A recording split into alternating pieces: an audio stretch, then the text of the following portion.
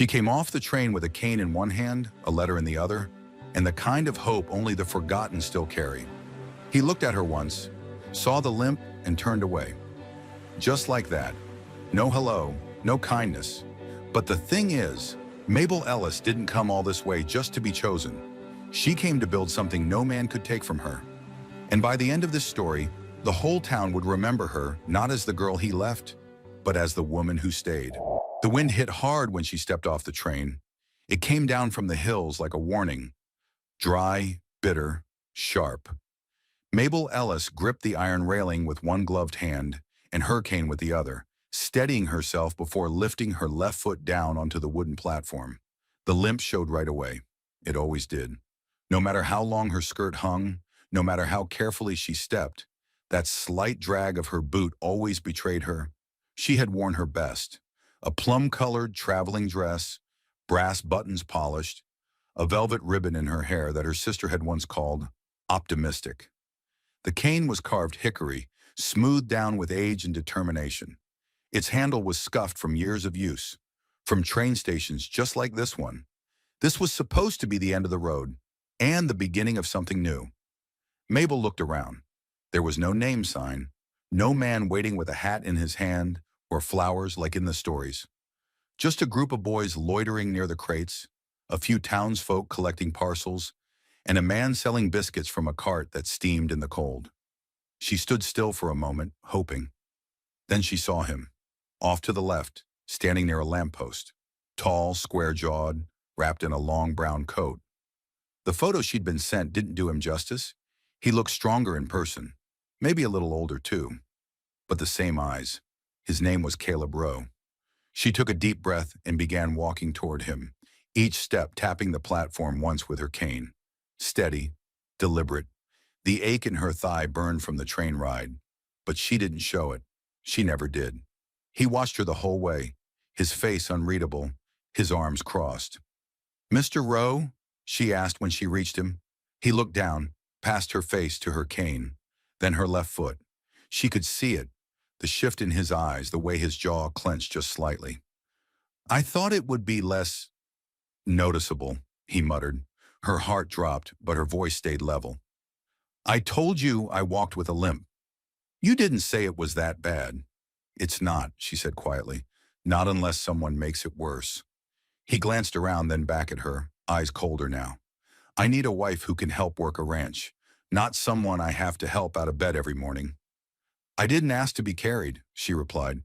"No, but you'll need more help than I gotta give." And with that, he turned.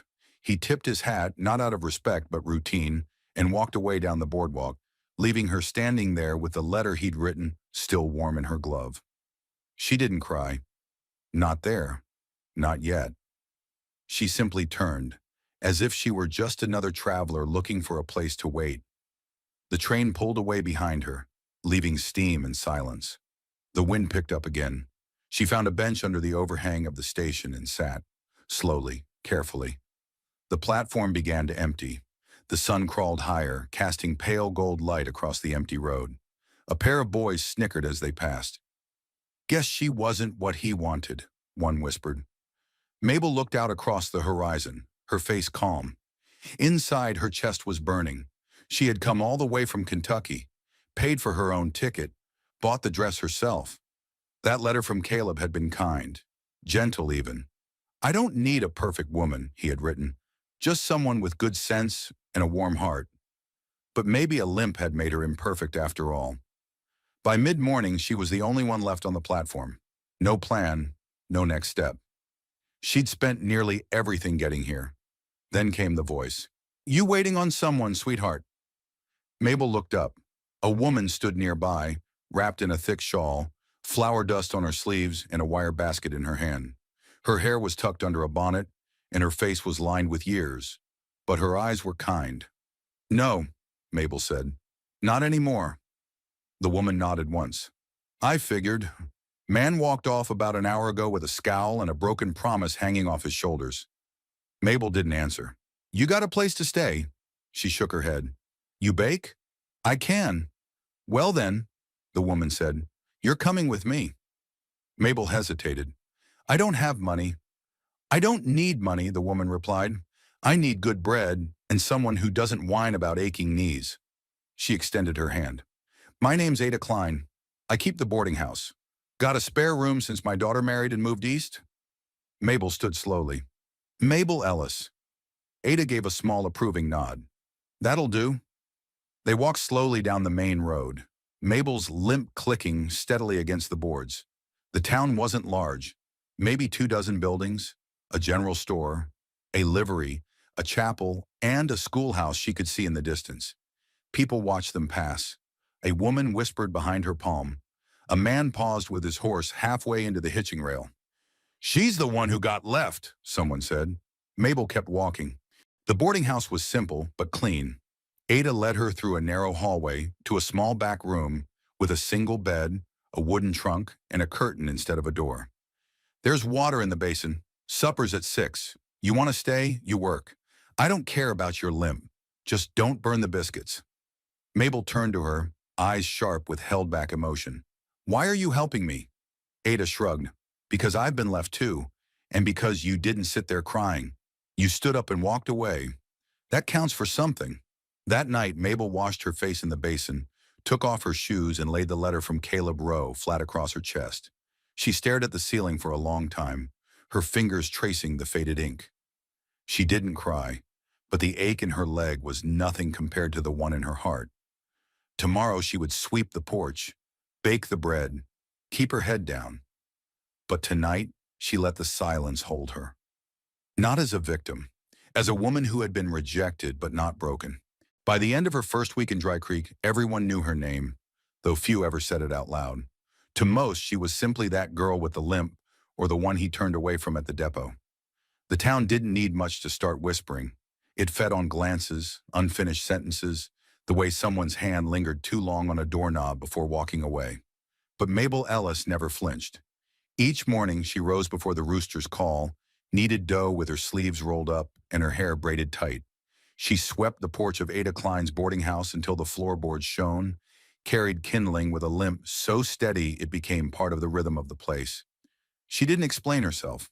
She didn't apologize. When the butcher's wife sniffed and said, "Brides ought to be able to ride, not hobble," Mabel simply looked her in the eye and said, "Well then, it's a good thing I'm not riding after your husband." Ada laughed for a whole hour after that. So did the blacksmith. But the comments kept coming, soft and cutting, like sand in a wound. "She'll be gone by winter," someone muttered outside the general store. "Girls like that don't stick. I heard she begged the man to take her anyway." "Would you take her?" "I wouldn't even take her bread." Still, Mabel kept baking. Still, she kept walking.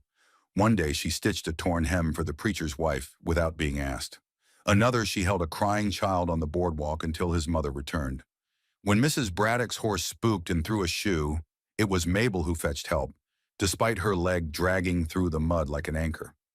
None of it changed the whispers, but it did start something else: curiosity. A young boy named Tom began watching her from the bakery window each morning as she brushed flour from her apron and adjusted her cane. A teenage girl asked her quietly if it hurt, walking like that. Mabel said, "Not always, and never more than being stared at." That earned a smile. She didn't expect kindness. But when it came in small things. A jar of blackberry jam left on the stoop. Fresh eggs tucked in a basket. A spool of deep blue thread that no one claimed. They never said thank you, but someone had started to notice. It was the third Friday in town when she met him. The day was wet and gray, the kind that made her thigh burn like fire under her skirts. Mabel walked slower that day, each step planted with extra care as she carried a wrapped loaf to the chapel. She didn't see the man until she turned the corner and nearly collided with him. He was tall, taller than most, and wore a wool coat still damp from the rain. His hair was dark, streaked with early gray, and his eyes, well, they weren't kind exactly, but they weren't cruel either. They were quiet. He stepped back quickly. "My fault," he said, voice low and warm. "I wasn't looking." Mabel nodded once. "No harm done." His eyes dropped to her cane, then rose again to her face. Not judgmental, just noticing. "You from here?" he asked. No, she said. Just staying a while. Smart, he replied. Passing through is safer. She raised a brow. Is that what you're doing? He hesitated. Number, I've got a ranch north of town. Quiet place. She shifted the bread to her other hand. And you come into town to walk into strangers? That brought a hint of a smile. Usually just for salt and nail, he said. But sometimes I find something better. Mabel didn't blush. She didn't smile either. She just said, What's your name? Silas Boone. She'd heard the name, a widower, reclusive, said little, worked hard, paid his debts, owned a stretch of rough land out near Bitter Ridge that no one else had bothered to fence. Well, Mr. Boone, she said, adjusting her weight to ease the strain in her leg, maybe next time try not to knock a woman clean off her feet. I'll aim for less dramatic introductions, he said. She turned to go. He hesitated. You bake? She glanced back. Every day. He reached into his coat and pulled out a small tin. These need help. Burnt the bottoms. She opened it. The biscuits were hard enough to be thrown as weapons. Mabel looked up. How do you even chew these? He shrugged. Mostly I don't. She considered a moment, then said, Bring me flour and I'll trade you something edible. He tipped his hat. Deal. That evening, back in her room, she stood at the wash basin and stared at her reflection. Her cheeks were pink from the cold. Her braid had unraveled slightly, and in her hand, she held the same tin, now empty. He hadn't said much, but he hadn't looked away either, and that in Dry Creek was saying everything. The next morning, before the frost had even melted off the porch railing, Silas Boone returned. He didn't knock. He just stood at the edge of the boarding house stoop, holding a sack of flour in one hand and a bundle of firewood under the other. Ada Klein opened the door in her housecoat, raised a skeptical brow and called over her shoulder, Mabel, you've got company. Tall, quiet, and polite. My least favorite combination. Mabel wiped her hands on her apron and stepped into the hall, heart thudding for reasons she didn't want to name. Silas gave her a nod. Morning. She nodded back. That's a lot of flour. You said you bake every day. I do. Figured I'd give you something to bake with. Trade still stand? Mabel glanced at Ada, who had already disappeared back into the kitchen, but was very much listening from around the corner. It does, Mabel said. She took the sack, surprised by the weight of it, then the firewood bundle. I didn't ask for that. I know, Silas said, but I heard the porch stove eats it like candy. She couldn't argue. I'll have your biscuits by noon. He started to turn, then paused. I'll be at the livery. Mule through a shoe again. Seems we've got more in common than I thought. Mabel let out a short breath. Your mule limps too? Only on Mondays. She almost smiled. Almost. By midday, Mabel had baked a fresh tin of honey biscuits, the tops golden and soft, the bottoms barely kissed by heat. She wrapped them in cloth and carried them herself, her cane tapping softly on the boardwalk as she made her way through town. People noticed. They always did. But this time, the glances lingered not with mockery, but curiosity. When she stepped into the livery, Silas was brushing down a muddy-coated mule with one hand and arguing with the blacksmith's apprentice about shoes that didn't fit. He stopped when he saw her. You came yourself. I walked just fine, she said, even with a cane. I never said you didn't. She handed him the bundle. He opened it and looked down at the biscuits like they were something rare. Smells like something I don't deserve, he said. No one deserves biscuits, she said dryly. They're a kindness, not a judgment. He laughed softly. Fair enough. She turned to go, but before she reached the door, he asked, You ever worked on a ranch? She stopped. Number, I was raised over a mercantile. I know thread and bread, not fences and cattle. Silas adjusted the mule's halter and said, That's a shame. I need hands, and I've got more chores than I can finish before nightfall. I'm not looking for work. Didn't say I was offering pay. She faced him. Then what are you offering? Time, he said. Quiet, maybe company. I've got a bunkhouse that doesn't get used anymore. Stove works, roof doesn't leak. Mabel narrowed her eyes. You offering me a job or a pity cot? Neither, he said. I'm offering you a place where no one calls you the one he left at the depot. That made her still. I'll think on it, she said finally. Good, he replied. I'm there either way. That evening, Mabel didn't sleep. She sat at the little table in her room with the fire down to embers and the soft shuffle of Ada's footsteps in the other room. The tin Silas had brought sat empty beside her, now washed and gleaming. She didn't understand what he wanted. Not fully, not yet. But she understood this. He hadn't looked at her limp like a failing. He hadn't spoken slowly to her like she was delicate, or asked about her past like he needed reasons to be kind. He'd just seen her, and that was the rarest thing of all. 2 days later, she went out to his ranch. Not to stay, not yet, just to see. The land wasn't much. Scrub hills, a windmill that creaked like it had arthritis, a small barn with missing shingles. But it was clean, ordered, lived in. Silas met her at the gate with a small nod. He didn't ask why she came. He just walked beside her as she looked. The bunkhouse was simple. One room, a stove in the corner, a cot, a shelf, a chair that rocked gently with the breeze. Mabel touched the frame of the window, ran her fingers over the sill. You live alone? She asked. I do. Why me? He didn't answer right away. Then he said, because you don't ask for things, and because you don't scare easy. She nodded once, then turned to him. I'll cook dinner. He didn't smile, but his eyes warmed. I'll chop wood.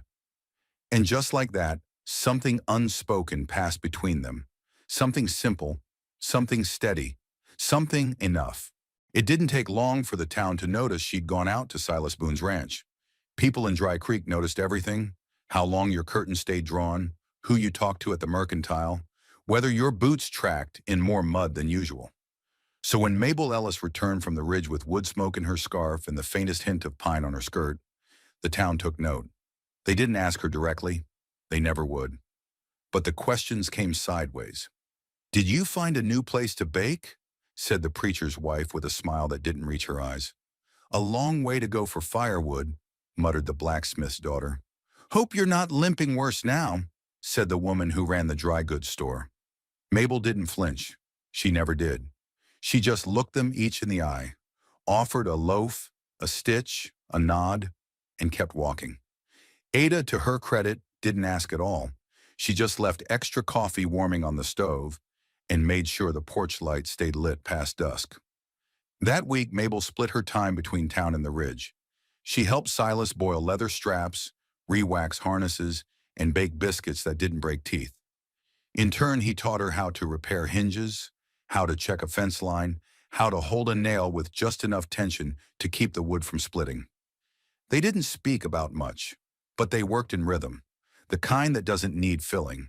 And in the quiet, Mabel found something strange blooming inside her. Not comfort, not yet, but ease. The kind of ease that only comes when no one expects you to explain why you move the way you do. But silence doesn't last forever in a town like Dry Creek. And one afternoon, it cracked. She was in the bakery delivering rolls to a mother with 3 wild boys and a face like worn linen when she heard it. 2 women near the front, low voices sharper than knives. I heard she came out of some institution. Is that so? Her leg wasn't the only thing wrong with her. Ran away from her family. Heard her daddy drank. Heard she tried to run and got thrown from a wagon.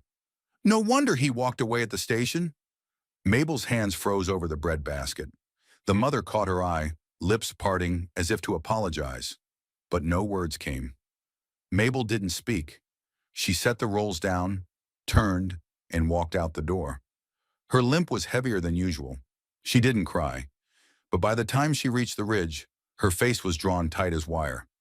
Silas was by the woodpile, stacking kindling with calm precision. He looked up when he heard her steps, recognized the tension instantly. What happened, as he asked. She didn't answer. Just walked past him and into the kitchen. He followed. Inside, she set her basket down, took off her coat, and began tying her apron with stiff fingers. I want to cook, she said. Mabel, I said I want to cook. He let it be. For a while, the only sounds were the chopping of carrots, the rattle of a pot, the hiss of heat under the kettle. Silas sat at the table, watching her move with a ferocity he hadn't seen before. Finally, she said it. They think they know me. He waited. They talk like I'm broken, like I'm less than, like what happened to me is who I am. Silas leaned forward. And is it? She met his eyes. No. Then cook, he said. Let 'em talk. She turned back to the stove, lips pressed tight, but her hands steadied. Dinner was stew and bread and silence that healed more than it hurt. After they ate, Silas didn't ask again, but before she left, he stopped her at the door. You don't owe me your story, he said, but I'll hear it when you're ready. She hesitated, then reached into her coat pocket. She pulled out a small folded paper, creased, worn, handled too many times. It was a letter, the one she'd written to herself on the train. She didn't hand it to him, just said, one day, and walked into the night. The next morning, the two women who whispered in the bakery found warm loaves on their porch steps. No note, no explanation. But when they bit into the crust, they cried. Not out of guilt, out of recognition. Because sometimes a woman fights cruelty not with fire, but with bread. And sometimes the taste of grace is what silences a town louder than any scream ever could. The ridge was quiet that morning, too quiet for early spring. Mabel had just finished sweeping the porch when she saw Silas ride up from the west trail. He wasn't moving like usual. His shoulders were set stiff, his hat low. When he dismounted, he didn't look at her, just handed her a small bundle of twine-wrapped paper. Mule stepped wrong, he said. Need to reset the shoe, I'll be back. She caught the faint tremble in his voice. Silas, she called gently, but he was already turning back, boot heels crunching across the frostbitten earth. She looked down at the bundle, a thick letter, official looking. No return address, just his name, penned sharp and black. She didn't open it, but she laid it carefully on the table and waited. By dusk, he returned. He found her kneading dough with her sleeves rolled high and her braid loose down her back. She didn't look up. It's still on the table. He stepped inside slowly. It's from my brother, he said after a moment. We don't write, haven't in years. She nodded. Then maybe it's time. Silas sat down across from her. The lamplight cast warm gold across the room. He turned the letter over once, twice, then opened it. The room held its breath. She didn't speak, just listened. When he finished reading, he set the pages down, folded his hands and stared at nothing. He wants to sell the rest of the land, he said flatly. Says it's a waste. Wants me to sign off and move east. Says I've done enough pretending. Mabel looked up then. Pretending? Silas nodded. That I'm not just waiting for something to end. There was a long pause, then she asked, Are you? He looked at her, and for the first time since she met him, his eyes showed something raw. Not pain exactly, not fear, shame. I used to be married, he said. Did I tell you that? She nodded. Whispers said so. She was sick, he continued. Long time, couldn't fix it. Doctors said it was just a matter of waiting. He paused. I built this place for her. Every beam, every wall. Thought if I made it strong enough, she'd last longer. She didn't. Mabel swallowed. Her fingers had gone still in the dough. I let it rot after, he said. Didn't care if it burned. The bunkhouse, the fences. None of it meant anything. He looked at her then. Then you showed up. Limp and all. She raised a brow. And I saw someone who walked different but never bent. Someone who didn't need fixing. Just space. Her voice was soft. You gave me that space. You filled it, he said. And now I don't want to run. But I don't know how to stay either. Mabel reached for a cloth and wiped her hands slowly. Then she walked around the table and sat beside him, their shoulders close but not touching. My father was a hard man, she said. Didn't believe in weakness. When my leg broke after I fell from the cart, he said it was God's punishment for not minding him. Silas turned to her, but she kept speaking. He made me walk without the cane. Said it was a crutch for cowards. I walked until I collapsed. For years I believed I was broken. She looked up. I'm not. Silas's jaw tensed. I'm not waiting for someone to carry me, she said. But I won't let anyone run from me either. You stay, Silas Boone. You stay and choose something that doesn't come with pain. He exhaled, the breath heavy like dust leaving his chest. I'd like to. She nodded once. Then do. That night, the letter from his brother burned in the stove, and as the paper curled into ash, Mabel Ellis tucked herself into a cot lined with quilts she'd stitched by hand, beside a window that creaked when the wind hit just right, and whispered, not a prayer, but a vow. This place will not lose another good man to ghosts. The next morning, they worked side by side. Mabel mended fence wire while Silas repaired the old rain barrel near the porch. When she paused to stretch her leg, he handed her a flask of water without asking. When he grunted in pain from lifting too fast, she placed a hand on his back, not to soothe, but to steady. They didn't speak of love, but it was there, thick and honest between them. Like the air before a summer storm, undeniable. It started with a knock, not the polite kind, the kind that says, we already know what we want and we're not here to ask. Mabel was pulling bread from the oven when the sound echoed through the ridge. She glanced toward the window, already knowing something had shifted. The air had changed, still warm, but heavier, like a storm rolling in beneath the calm. Silas opened the door. Two men stood outside, clean coats, sharp boots. One carried a satchel, the other a ledger. Neither smiled. We're here on behalf of Mr. Samuel Boone, the one with the ledger said. We've come to settle matters regarding the sale of this land. Silas didn't answer right away. Mabel stepped up beside him, flowers still on her hands, apron tied snug around her waist. Sale? She asked. Mr. Boone's brother has initiated proceedings, the man continued, reading from his notes. He believes the land is wasted, unprofitable. Sent us to finalize the signature. We understand the elder Boone's health is in question. Silas didn't flinch. My health's fine. Then we'll make this quick. The man with the satchel pulled out papers, already folded at the edge, as if presuming the deal had been made long ago. We brought the ink, he said. All that's missing is your name. Mabel turned to Silas. Do you want to sell? His jaw flexed. I told my brother no. And yet, she murmured, they're here. The silence thickened. Then Mabel stepped forward. She took the papers, turned, walked to the porch rail, and tore them clean down the middle. The wind took one half. She handed the other back. You can ride back down the ridge, she said, voice cool as spring water. There's nothing for you here. The men blinked. Miss, I'm not miss, and I'm not yours to question, she snapped. I walked across 4 states to get here, Limp and all, and this land is the first place no one asked me to shrink. Silas stepped beside her. He didn't touch her, didn't need to, but his voice was like steel. Tell my brother I buried my name the day he stopped being family. This land's not for sale. The men exchanged glances. This will go on record, one said. Then let it.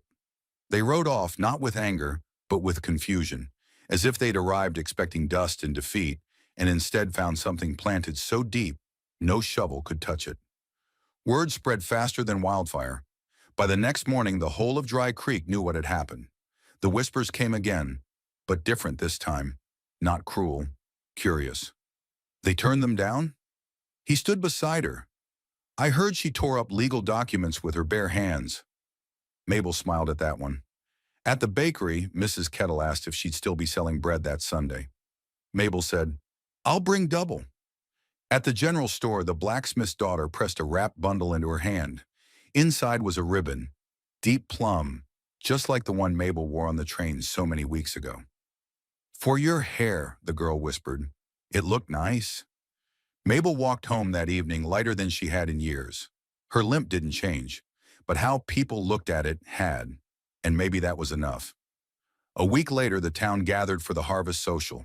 It was tradition, music, cider, a bonfire, and enough food to feed 10 counties. Mabel almost didn't go. She still remembered the last time, standing on the edge of the square, the girl left behind. But when Silas appeared on the porch in a clean shirt, holding out his arm without a word, she took it. They arrived at dusk. No one turned away. The music softened when they stepped onto the dance platform. No one asked. No one questioned. And when he offered his hand, Mabel placed hers in it like it belonged there all along. "I can't keep pace," she whispered. "Then we'll set our own." He didn't guide her. He moved with her. And in that moment, surrounded by candles and fiddles and warm bread and Kinder eyes, Mabel Ellis became more than the bride with the limp. She became the woman who stood her ground, the one who stitched, who baked, who stayed, the one who wasn't just chosen, but chose. And Silas Boone, once silent, once broken, smiled wider than he had in years. Not because she saved him, but because she let him save himself. Not every wound shows on the outside, and not every limp comes from the leg. Some of us walk slower through life, not because our steps are broken, but because we've carried too much for too long. What Mabel Ellis showed us, what she carved into the dust of that little town with each uneven footfall, is that dignity doesn't ask permission. It just shows up, quietly, steadily, and then it builds something that cannot be torn down. She didn't beg for a place, she created one, with her hands, with flower and thread and silence. She didn't retaliate with cruelty when the town whispered behind her back. She answered with bread, with care, with presence. She stood where she was not wanted until they had to see her, until they realized the strength in the woman they tried to overlook. And Silas Boone, he didn't save her. He didn't swoop in and fix what the world had broken. He did something rarer. He stood beside her, matched her stride, matched her silence, matched her ache with one of his own. And in a world where so many love only what shines, he chose what endures. Because that's what love should be. Not loud, not perfect, but real and steady and earned. And maybe that's why we told this story. Because there's someone out there right now who thinks they have to fix themselves to be worthy. Someone who was told their limp, literal or otherwise, makes them less. Someone who's been left at too many stations, watched too many backs walk away. And to you, we say this. You don't need to walk straight to stand tall. You don't need to be chosen to be whole. You are not the sum of what others could not carry. So if this story moved you, even just a little, leave a comment below. Tell us what you saw in Mabel. Tell us if you've ever been her, or if you've ever loved someone like Silas. Quiet and wounded and strong in all the places no one applauds. Because your story might be the one someone else needs to read today. And if you'd like to see where Mabel and Silas go from here, if they build that bakery she dreamed of, if the town truly changes, or if another test comes riding over the ridge, let us know below. Because here on this channel, we don't just tell stories, we build something that lasts together.